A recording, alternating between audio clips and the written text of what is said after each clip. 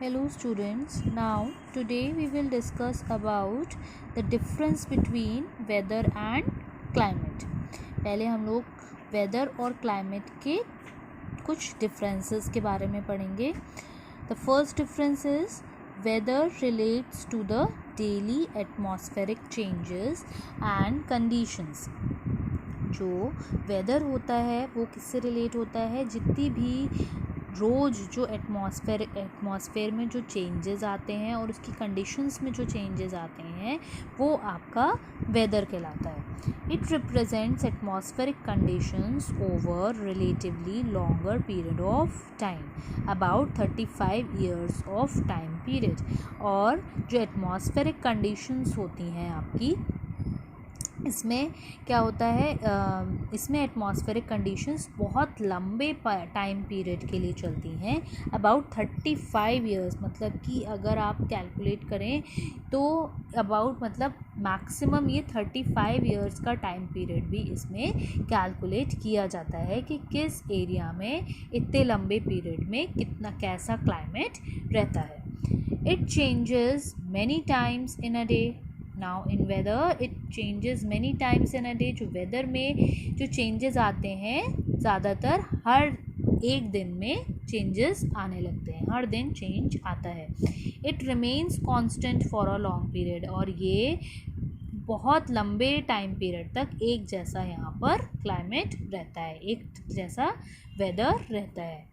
Weather changes occur over a small region. Weather जैसे जैसे एक छोटा सा रीजन दूसरा रीजन में मतलब कन्वर्ट हो जाता है, दूसरा रीजन हो जाता है, तो वेदर भी चेंज हो जाता है. जैसे ही रीजन चेंज हुआ वैसे ही वेदर भी चेंज हो जाता है.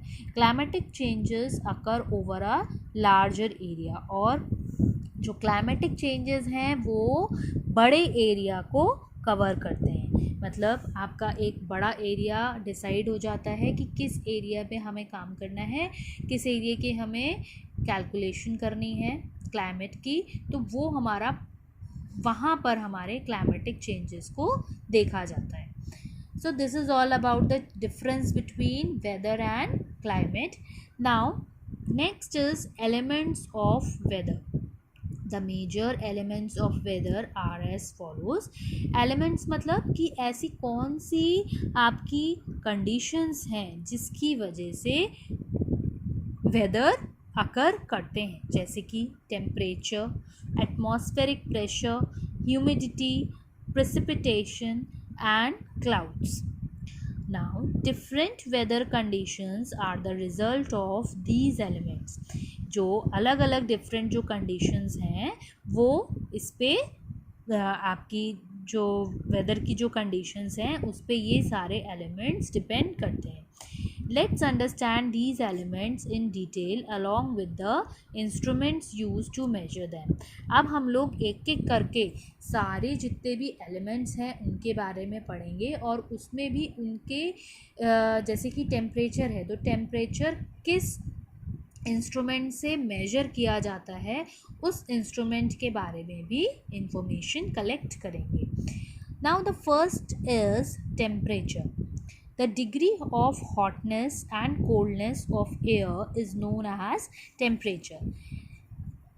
The degree of hotness and coldness, वो डिग्री जहाँ तक बहुत ज़्यादा गर्म या बहुत ज़्यादा ठंडा, हॉटनेस और कितना गर्म या कितना ठंडा है, अगर ठंडा है एयर में, वो हमारा टेम्परेचर कहलाता है. The distribution of temperature is shown on the map by using isotherms. और जो मैप होते हैं उसमें आपका डिस्ट्रीब्यूशन शो किया जाता है कि कितना हमारा टेम्परेचर एक पर्टिकुलर लाइन पे हो रहा है. आइसोथर्म्स क्या होते हैं? Isotherms are the line on a map connecting points having same temperature at a given time. Isotherms क्या होते हैं? आपकी एक लाइन जैसी होती है जो रिप्रेजेंट करती है कि एक जैसा टेम्परेचर, जहाँ तक एक जैसा टेम्परेचर एक पर्टिकुलर टाइम पे चलता है उस लाइन को आइसोथर्म्स कहते हैं. और आइसोथर्म्स की मदद से जो अलग अलग टेम्परेचर अलग अलग जगह पे होता है, जैसा टेम्परेचर होता है अलग अलग जगह पे, उस टेम्परेचर को मेजर करने के लिए वो यूज़ करी जाती है. Now temperature is usually measured in degree. Temperature किस में मेजर किया जाता है? डिग्रीज में मेजर किया जाता है. उसकी यूनिट होती है आपकी डिग्री में. Now Celsius and degree Fahrenheit.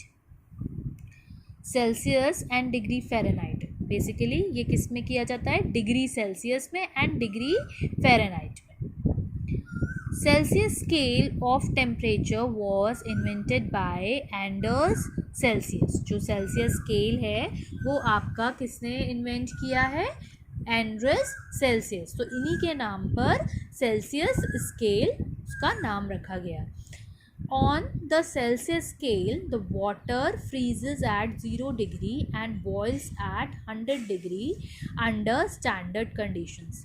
और जो सेल्सियस का जो स्केल होता है उसमें जो वाटर होता है वो फ्रीज़ होता है 0 डिग्री सेंटीग्रेड के पॉइंट पे and boils at 100 degree centigrade under standard condition. एक स्टैंडर्ड कंडीशन बना ली जाती है जिसमें उसका फ्रीजिंग पॉइंट होता है 0 डिग्री सेंटीग्रेड और बॉइलिंग पॉइंट होता है 100 degree centigrade. However on the Fahrenheit scale, और जो फ़ारेनहाइट स्केल है उसका क्या होता है? Water freezes at 32 degree Fahrenheit. यानी कि यहाँ पर 0 डिग्री सेंटीग्रेड पे होता है और यहाँ पर होता है 32 degree Fahrenheit and boils at 212 degree Fahrenheit.